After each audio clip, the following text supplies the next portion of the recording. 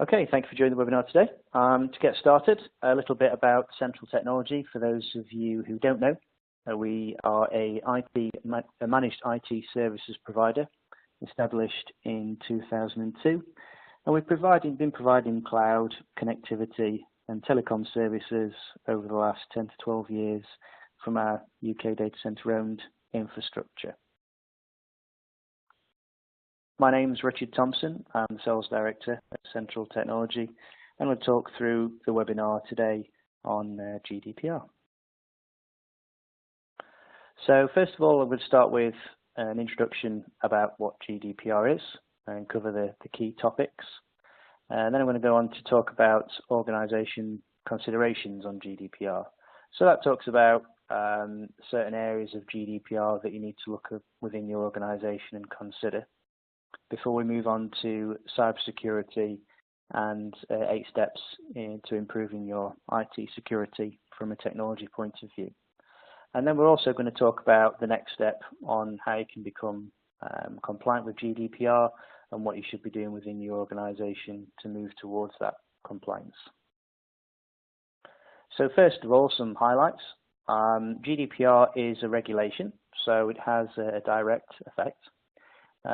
It comes into effect on the 25th of May 2018, and the common question is around the Brexit, and the government has already stated that they are committed to GDPR, even if there are some changes after Brexit.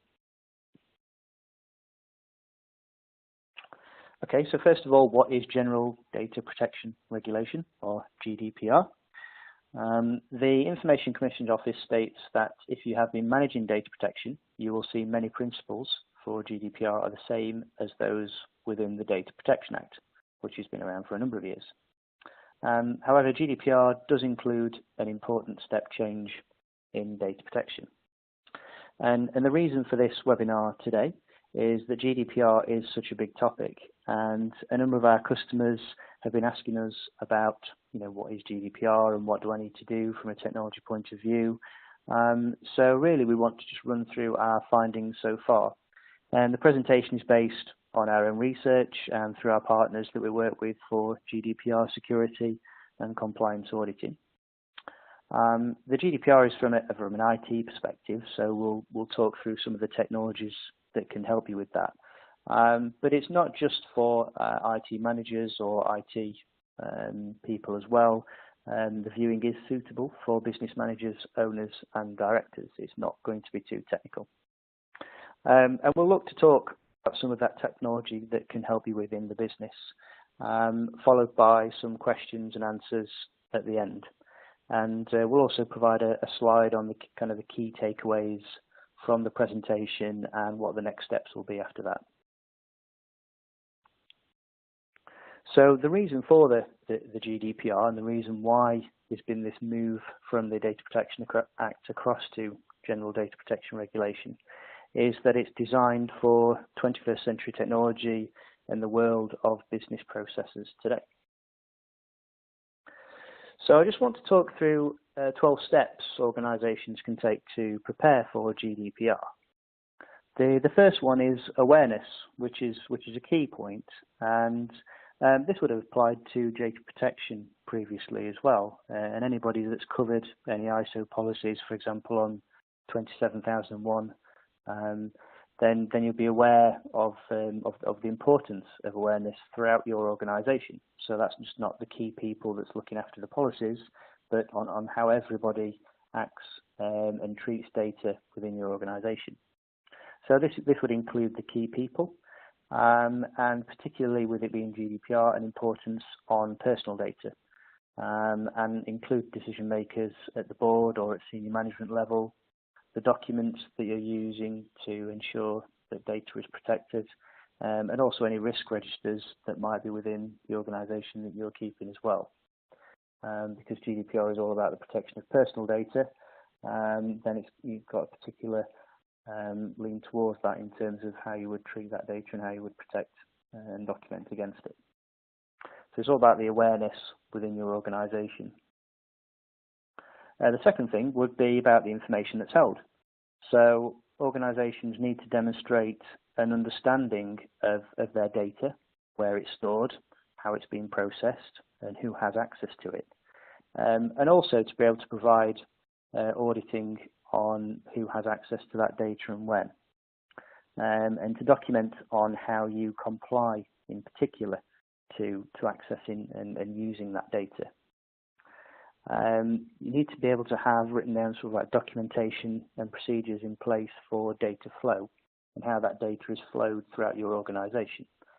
So if you think the majority of companies today are using CRM systems, and those CRM systems probably do include personal data. So that might be mobile phone numbers linked to, for example, an employee or a director within a customer, as well as an email address. That's personal data, and it's a case of how that data is stored, where it's stored, and how that information is being handled. We also need to consider communicating privacy information. So this was previously in the Data Protection Act, but it's included a lot more in it now. And information about, for example, how information will be used, and how you treat the display of that privacy information is important as well. So, for example, previously there was a lack of plain language and accessibility around privacy policies and how the data was collected and stored. That's got to be much more transparent now within GDPR, and there are policies laid out to help protect people against how their data is being treated. Talking about individuals' rights, so how the data is treated. An individual has a right to have inaccuracies corrected within their data. They have a right for the data to be erased, to prevent automated decision-making and profiling, as well as prevent direct marketing. And on the direct marketing front, there is a link to the ICO's recommendation guidance around direct marketing as well. The guidance is changing on that due to the introduction of new policies around consent for direct marketing as well.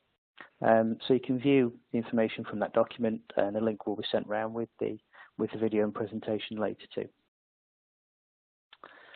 And this recent news article around the charities now receiving new fines, which I'm sure you've heard about in the news recently, which is at the beginning of this month. This is about a reduction for charities in terms of calls and letters to chase for fundraising to people that are already giving funds or people that have given funds previously to charities. But this is all around the use of data, and is a typical example of how not to use data to repeatedly contact people, or even contact people that haven't requested to be contacted. Step 5 was the subject access requests. So this is simply the right to request the data that's stored within your organisation, and you need to have a process in place for agreeing that application and supplying that data within a time frame. There's also a legal basis for processing personal data. So this is made more explicit within GDPR, and there are scenarios and areas of processing personal data which have become more transparent within the policies. And this is not just about data that's necessarily stored on your customers and on business data. This includes employee information as well, and how that's held, and what rights you have to hold that data and for how long. So, for example, if an employee leaves, when do you remove that data, and how long do you have a right to keep it for? Do you have a right to keep it for? Do you have a right to keep the data at all? So it's important to consider all those bases and all the types of information that you store within your business, why, where, and what the data is regarding. So this is a summary of all the 12 steps that organisations can take to help prepare for GDPR, which has been provided by the Information Commissioner's Office. So the one that we talked briefly there as well previously was consent. So there's a lot of more clearer policy now about how you should seek, obtain and record consent from people who you are about who you're storing their data and who you are contacting regarding your products and services. For the first time, GDPR talks about children as well, storing that data and how parental consent could be required. And so organisations storing that kind of data would need to be aware of that as well. And there's also new information in there regarding data breaches, data protection by design. So in terms of when you set out your systems for data protection, you should have that in mind. And the concepts for data protection are now included within the GDPR policies. And the data protection officer as well, which is required by a public authority, and also if you're doing any systematic monitoring of data subjects of individuals. However, it's not required, I would say, for the majority of our type of customer. So it would be important to contact the ICO to see whether you would need to specifically appoint a data protection officer, or whether you simply need to follow the steps to ensure that you are compliant within the organisation. And also they've got information on there regarding international companies now as well, for global organisations that are probably working in multiple offices. It's about ensuring and establishing what the principal office is, which country that resides in, and therefore which body they need to adhere to on the policies. So that gives you a summary of the 12 steps we need to think about in terms about your data. So why is technology important in GDPR? Well, the technology is often where the data is stored, and considerations around data at rest, so where it's stored, and also in transit, so when the data is being moved from A to B. The processing and automation of data, which, for example, could be within CRM systems or email marketing software. And the general data protection regulation is designed for 21st century technology, so it's all about how the data is being processed today, which is why it's an important point that we've decided to include in the webinar today, and also have products and services that help you become GDPR compliant. Cybersecurity is where we can help with the protection of that, and cybersecurity is the body of technologies, processes and practices designed to protect networks, computers and programs and data from attack, damage or unauthorized access. And cybersecurity is important to make sure your data is safe.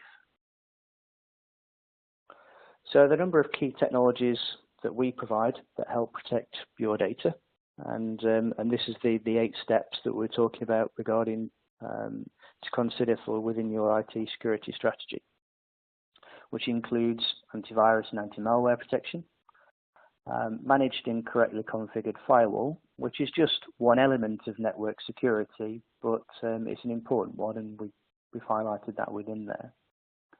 Web filtering, email filtering, and the reason why those two are separate is because web filtering is not as deployed as frequently as email filtering, and it's just as important to ensure the network's protected. So if there is an infection on a machine, or a machine tries to access something, that access to, for example, a spurious delivery courier website for a tracking number, that access can be blocked through the web filtering and stop the download from even occurring onto your network.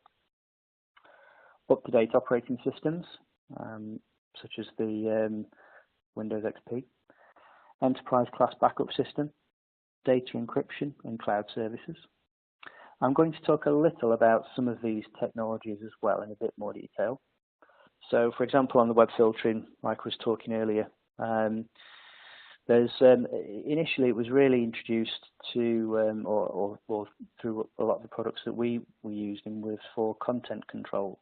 However, there's a big push now on web filtering for network security and cybersecurity, because it does stop people accessing sites unintentionally that might contain downloads or links to to potentially get viruses or any malware received as well. So it's important that that's deployed through the business, and it would also stop any spread of those viruses or malware throughout the network. We also recommend data encryption, So this is the encrypting of all your devices, and it's commonly used on laptops and portable devices, but should be used on desktops and workstations as well, so that if they are stolen or lost, then they can be the data from them can't be removed. The data encryption is included within a product that we provide called Eset Deslock, and it also encrypts USB drives, CDs, removable media, as well as providing email encryption and centralized management of those devices as well. So, for example, if you do lose a laptop, you can ensure that when that laptop gets booted up again, it's connected to the internet, it will get wiped. And you can also set things like policies. For example, if the password has been entered X number of times, then it locks and requires an administrator key.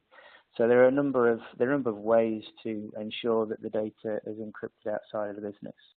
And when you're documenting your data and how your systems are recording data and storing data, putting methods in like encryption is a way to show that you're mitigating against risk of that data being lost or stolen. Email filtering is also important to ensure that any viruses or malware doesn't get into the system. This is a very common piece of software that everybody's got in place now.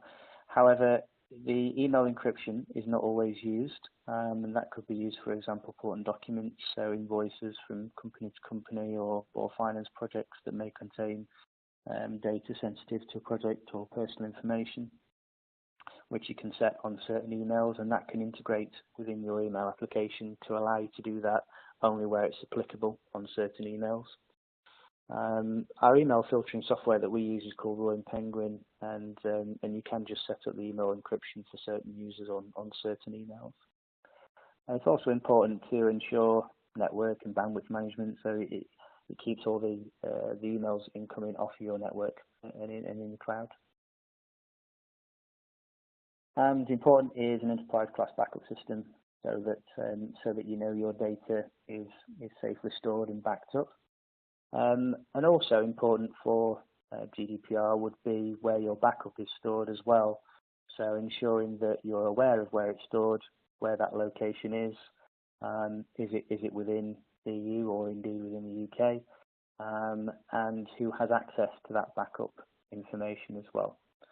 And we always endorse companies having an image level backup, the typical 3-2-1 backup strategy, which is 3 copies of the data in 2 different locations with 1 off-site, and have the grandfather, father-son retention policy as well, so that you have, if you do need to go back in terms of days, months or weeks, then you can do so. So just to run through those key technologies again, we've got the antivirus and anti-malware protection, managed and configured firewall, network security, web filtering, email filtering, up-to-date operating system, enterprise class backup system, data encryption, and cloud services. I've included cloud services on there as well because that would be important to consider when you're looking at what data you have and where you store it. Because if you think about all the applications you use, that could be everything from email marketing software through to perhaps a website where you might run customers' applications, for example, a third party, or CRM software like Salesforce. Anywhere where you're storing potentially personal data, you need to be able to record and think about how that data is stored, who has access to it, and the permission levels and what you've done to try and protect that data. So the key takeaways from the webinar today would be to do the GDPR preparation. So that's in terms of steps that could help your organization. So we've got 7 of those included on that list, which includes awareness and information held. The technologies to help protect your data, so things like the antivirus, the web filtering that we talked about, and the data encryption. And then, which is the more important step then to take, is to make sure that you've had a data security audit as well. So that's about ensuring that you have all the correct tools in place to protect your network. And typically what we find on these audits are things like the web filter perhaps not in place, or the backup goes to a location that nobody's aware of, or people have access to certain folders that shouldn't do. So there's a lot of different processes that we map and go through within our data security audit, so you can provide an output and show how you've managed to ensure your data is protected and secure. And through partners, we also provide GDPR consultation. And the GDPR consultation typically includes something like a data mapping exercise, where they look at what data you collect, where you collect that data, why you collect it, how is that data stored. So, for example, is it on servers or is it in the cloud? And who is that data shared with, within the organisation and outside the organisation as well.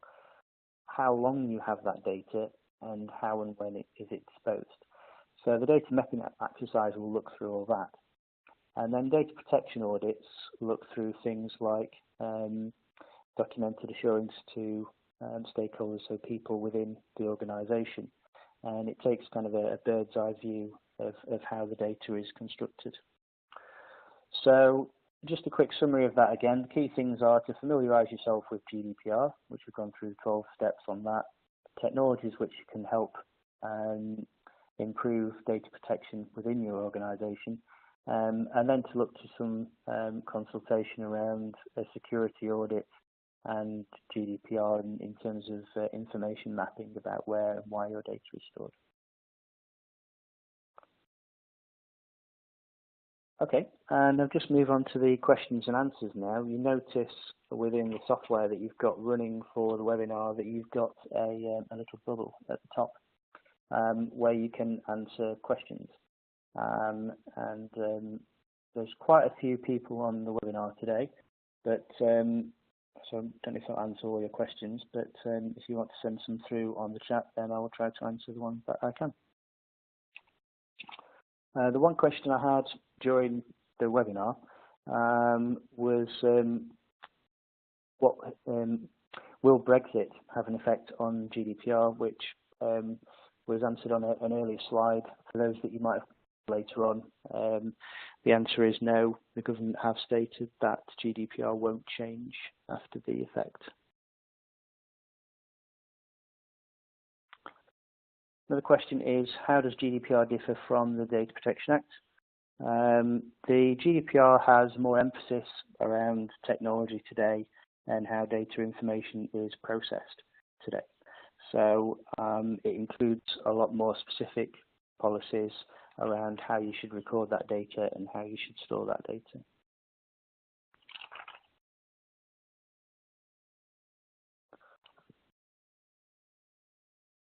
We've got a question around how it affects the backup of data. The key thing around the backup really is the same with how you treat your existing data as well. So it's all about where the data is stored and how you're storing that data and for how long. And also, if you go through GDPR consultation, then you would be able to have a look at assessments in terms of why you're storing that data and for how long as well. Got another question on, do you know whether this compliance affects just personal data or other company data as well, for example, technical documents? So the General Data Protection Regulation is around personal data. So that could include things like a company email address as well, because it's got a person's name on it and it relates to a person. So that will be classed as personal data. So you need to think about data within your organisation and where that could be stored, typically on CRM systems, but maybe things like email data as well. Technical documents that are potentially out for the public, then no. But then if they are technical documents that you want to keep private within your organisation, then you need to consider the data protection surroundings around them as well. I think the key thing is going back to what we were saying about the data mapping exercise, is understanding what types of data you have, where they're stored, how you collect that data and how you treat that data. So it's about recording and analysing that. Just got also a question around the requirements for penetration testing. So GDPR is related to the protection of personal data, and from the information and the research that we've got from the ICO, that's all around how you are treating that data. So the important thing is to have the exercise of ensuring you know where all the data is, ensuring that you've documented the potential risks around that data and how you're protecting for that data as well. So if for example someone is trying to then get access to that data, then you've said within your risk register how or within your documentation how you've processed and built protection around that. There's no specific technology requirement in there, although it does refer to encryption being a good way in terms of protecting stored data. So it's more around ensuring that you've done what you can to protect the data and that you can prove and you've got documentation on that as well. I've got another question around how do you find out exactly where your data is stored? I know that within Microsoft Office 365 you can see. It seems as though when we was discussing this last week actually with a customer that sometimes it's more granular than others. A customer went into their data storage area and it just said Europe. So at least you know it's within the EU. Sometimes it will be a little bit more specific. With regards to Gmail and Google Docs, I'm not sure. You would need to contact Google and see where that data is stored. And I think that would be a key thing to do and an exercise to do where you have data stored in cloud services in general. It would be a case of setting up, maybe a spreadsheet in terms of, right, okay, where's all my data stored? What service providers am I using? Do I know where that data is stored? And what copies are they keeping of that data? Are they backing it up to another location? And if so, when is that deleted or removed? And if I delete it, is it deleted from their system as well? All these questions that need to be collated within the audit.